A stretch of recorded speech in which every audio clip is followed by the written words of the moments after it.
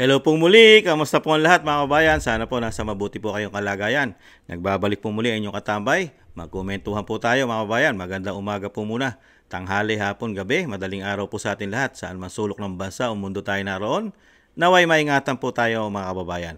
Ito po, komentuhan po natin. Ito po, putok na po to sa social media mga tambay. Hindi nga lang po sa mainstream media. Sa mainstream media ay hindi po ito pumuputok. Siyempre po, hindi po nila magugustuhan dahil kontrolado po yata na tinatawag ni Vice President Sara Duterte at ng bagong Pilipinas ang siyempre po na si Tambaluslos, ang mainstream media yata. Hindi naman lahat mga tambay pero majority ayon po sa Vice President. Ganun po sila katindi humawak yata ng mainstream media. Mga kababayan, hindi pwedeng kontrahin at hindi pwedeng pag-usapan ng matagal ang korupsyon ng bagong Pilipinas, mga kabayan. Ito po ang report ni Atty. Vic. Ngayon, sino po kaya ngayon ang fake news? Sino kaya President Marcos na sinasabi mo fake news at talagang hindi totoo ang sinasabi mo mga paratang about sa GAA na iyong pinirmahan? Sino kaya ngayon ang lumalabas na gago? Dahil mismo ngayon, Supreme Court na po ang nag-uutos sa inyo. Painggan nyo po si Atty. mga kabayan. Si Atty. Vic, painggan po natin. So kahapon nga po ay ating tinalakay ang ginawang kautusan ng Korte Suprema na nagtatakda po ng April 1, 2025 sa Baguio po gaganapin yung oral argument sa isinampa nating kaso, yung petition for certiorari and prohibition laban po dito sa anomalous, illegal, immoral, criminal and unconstitutional 2025 budget. May advisory po ang Korte Suprema at marami po kasi nagtatanong sa akin, ano na raw ang nangyari doon sa tinatawag nating yung request po nating subpoena na hiningi po natin yung subpoena na subpinahan yung kopya ng enrolled bill. At bukod po doon, humihingi din tayo na subpinahan sana ng Korte Suprema yung original copy of the General Appropriations Bill. Para po sa nagtatanong, sa magaganap po na preliminary conference sa February 2028, inatasan po ng Korte Suprema, dahil tayo po nag-file ng motion na mag-issue ng subpoena ducis tecum, ilabas po yung enrolled bill at ilabas din yung tinatawag nating kopya ng General Appropriations Bill. Ang utos po ng Korte Suprema ay isumite by personal service not later than February 24, 2025 at 12 noon. Ang inaatasan po nila dyan ay ang respondents, yung pong House of Representatives Bills and Index Service, yung Secretary General, yung Speaker of the House, at pati po siguro, yung dagdag ko lang po ito, adjust ko lang ng kaunti dahil mawawala na po pala ng baterya itong ating ginagamit na hiniram na isang unit. So yun po ang kautusan, ito po yung kautusan o advisory ng Korte Suprema na ilabas po ng mababang kapulungan yung original copy of the enrolled bill. At inuutusan din po sila na ilabas yung original copy of the 2025 General Appropriations Bill. Ito po yung kopya. Baka hindi malinaw, pakita ko lang ho. Dahil dito sa ating pahina, totoong impormasyon lamang, totoo at makabuluhang impormasyon po ang inyong mapupulot dito sa ating pahina. Bakit po tayo natutuwa? Kasama yung mga petitioners, kasama si Congressman Sid Umang ng 3rd District ng Davao City at ang mga kilalang abogado na kasama kong petitioners. Natutuwa po tayo dahil marami na pong media outfit, yung traditional media ang binabanggit ko, pati po yung membro ng new media, ang dami na pong humingi ng kopya ng enrolled bill. Hanggang sa ngayon, hindi po sila sinasagot. Paano? Mapag-iiwanan sila ng social media, Atty. Vic. Kasi, mas pinaniniwalaan po ngayon ng mga Pilipino kahit po sa labas ng bansa, mga kabayan nating OFW, ang mga nasa social media, katulad po ninyo, binabalita nyo sa social media, mas mas active at syempre po mas pinaniniwalaan, accurate ang mga balita po, hindi katulad sa mainstream media talagang mukha pong scripted po ang lumalabas yata doon. Kaya po napapahiya rin po ang mainstream media, kaya napipilitan na po sila ngayon mga kababayan na humingi na rin ng sinasabi po ni Atty. Vic. Pakinggan po natin. Ng mababang kapulungan. Ayaw pong magbigay ng kopya ng Secretary General ng House of Representatives. Ayaw pong magbigay ng kopya yung tinatawag na namumuno sa House of Representatives Bills and Index Service. Ayaw po nilang magpakita ng kopya at sadyang pinahihirapan ang lahat po ng mga interesadong Pilipino na makita yung kopya nito. Paano, Atty. Vic? Ganun talaga. Pag may tinatago, syempre, maraming palusot. Mahirap ipakita kasi baka dinodoktor pa. Hindi kaya inaayos pang mabuti. Baka ginagawan pa ng paraan. Kaya hindi pa pwede ipakita, Atty. Vic. Baka dinodoktor. Di po ba sanay na sanay sila sa mga blanco? Tapos biglang nagkakaroon ng himala. Nagkakaroon ng numero na 241 billion. Hindi kaya? Nagtatanong lang si Kamano. Hindi kaya, Atty. Vic? Pati po yung mga hinihingi po ninyo na talagang napaka-importanting dokumento, mga original na sinasabi po ninyo. Katulad po ng original na GAB, yung General Appropriation Bill. Kailangan po nila ilabas ang original. Ganon din po yung sinasabi nyo. Yung original na sinasabi po ninyo, yung enroll bill. Baka po ginagawan pa kaya ng paraan di umano para malusutan nila. Kaya ayaw po ipakita sa inyo, pati sa Supreme Court, napilitan ng mag-release at kailangan na nilang ilabas. Malalaman po natin ang tigas. Malalaman po natin ngayon ang tigas ng tambaluslos na tinatawag ng Vice President. Tingnan po natin ang tigas at angas ng isang speaker.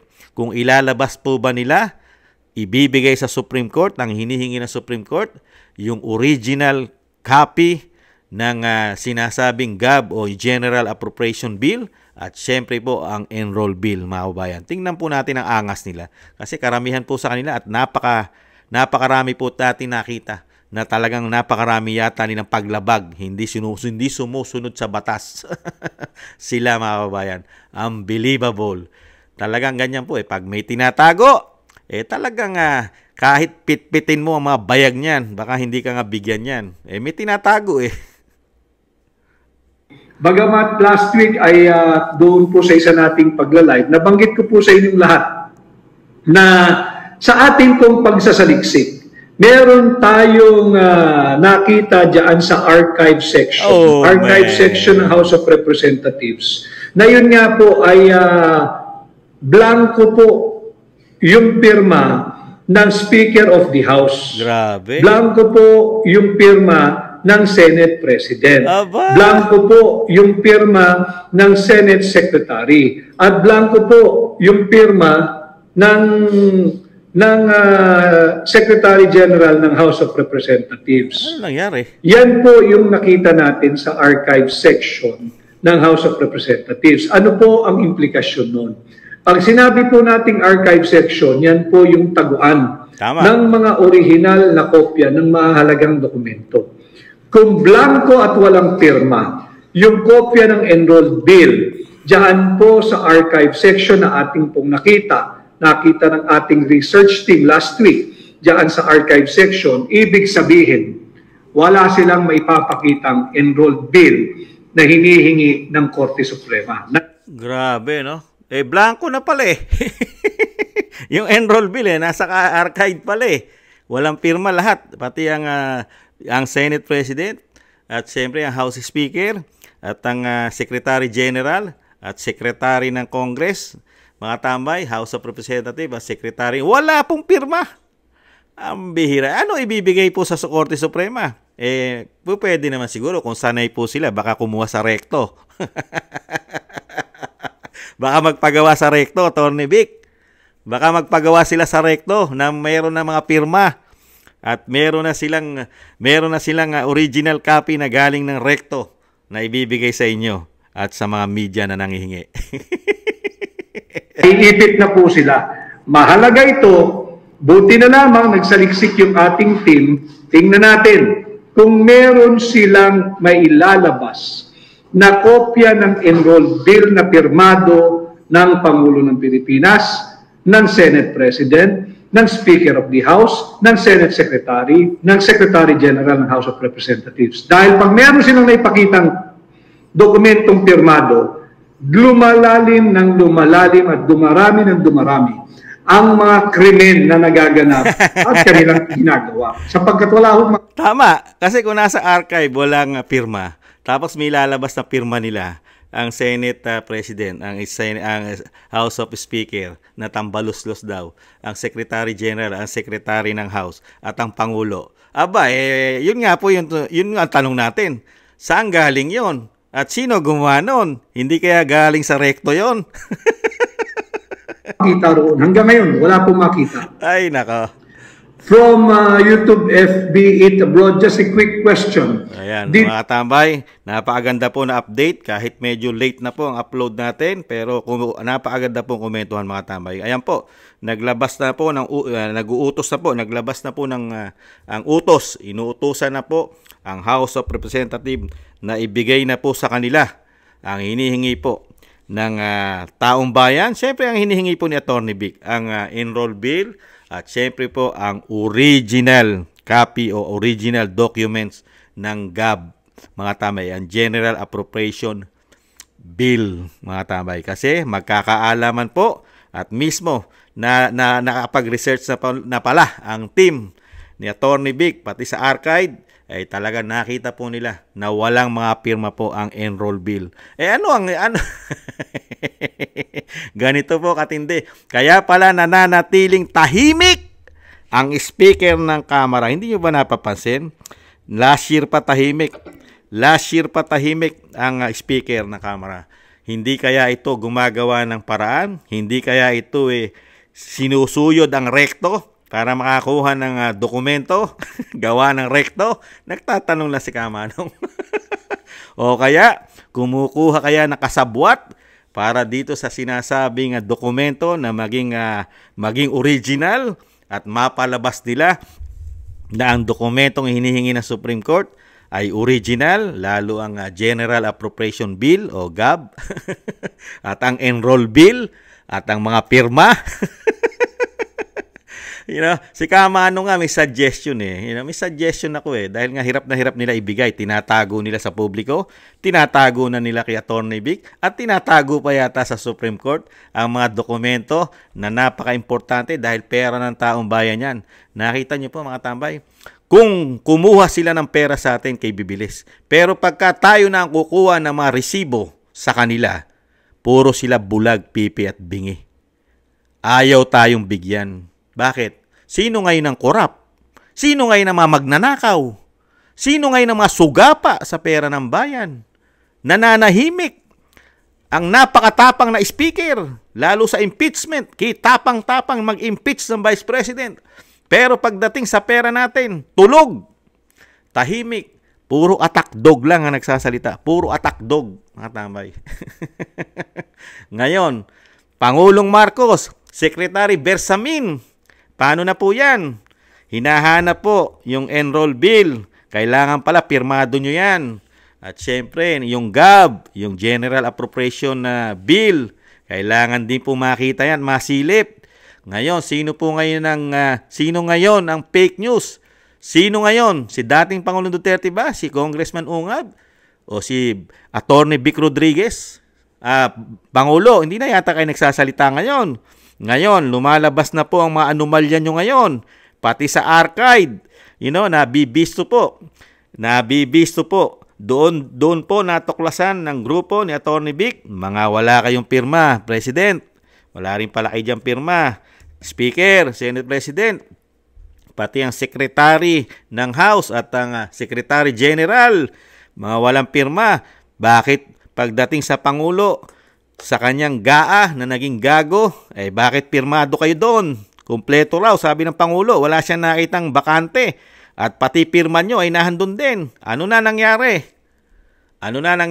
Sino ngayon ang na-shoot sa balde? Mga kababayan, sino ngayon ang paniniwalaan natin? Sino ngayon nakapanipaniwala, mga kabayan? Mapaniniwalaan pa ba natin ang klase ng mga politiko na ito?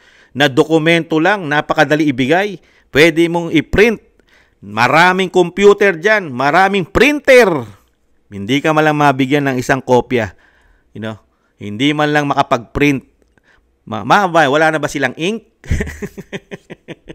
Ibang klase. Itatype mo lang sa computer. Diretso na doon sa printer, di ba? Computer, printer, lalagyan mo ng ink. Di ba? Meron ka ng kopya. Napakabilis. Bakit kaya, mga kabayan, nagpupunta pa sila ng sinusuyod pa nila rekto para doon sa sinasabing dokumento na maitama? Aba, Atty. Vic, tingnan niyo yung mga dokumento ipapasa nila. Baka magawang rekto yan. Mahirap na. Sanay na sanay yata sila sa anomalya. Sanay na sanay sa anomalya yata ang bagong Pilipinas. Lalong-lalo po yata ang grupo na tinatawag na tambaluslos, mga tambay. Kaya nga, hirap na hirap po sila na talaga ito ay tabunan ng issue, mga tambay. Hirap na hirap sila. Kaya nga, dinadala nila ang issue sa mabilis ang impeachment. Puro usapin sa Supreme Court ng impeachment. Pati po lahat sila gamit na gamit. Pati si Senador Coco Pimentel, gamit na gamit, mga tambay. Araw-araw nagsasalita sa media. Araw-araw nagsasalita ang mga congressman, mga attack dog sa impeachment. Pero never sila nagsalita sa enroll bill, sa GAA na naging gago, sa GAB na sinasabing General Appropriation na bill, at sa BICAM. Never sila nagsalita dyan, mga tambay. Dahil dyan po makikita ang tunay kung sino ba ang gumagawa ng korupsyon. Tama ang sinabi ng Vice President. Nagmumula ang korupsyon sa kanila. Mga kababayan, napaka-importante. Pera, kaya walang proyekto tayo nakita sa kanila. Unbelievable. Ipagpatuloy niyo po yan, Atty. Vic. Dahil tayo po at ang suporta po, si Kamanong at ang naniniwala po na ang ginagawa nyo po ay para sa Pilipino, hindi para sa mga politiko. Pera ng bayan yan. Ito po, mga tambay, ang ating panlaban. Mga tambay, magbibigay po ng napakagagandang batas na kapakipakinabang po sa atin. Yan ang PDP laban, mga tambay. Sa pangunguna po, siyempre po ni Atty. Jimmy Bondoc, excuse me po.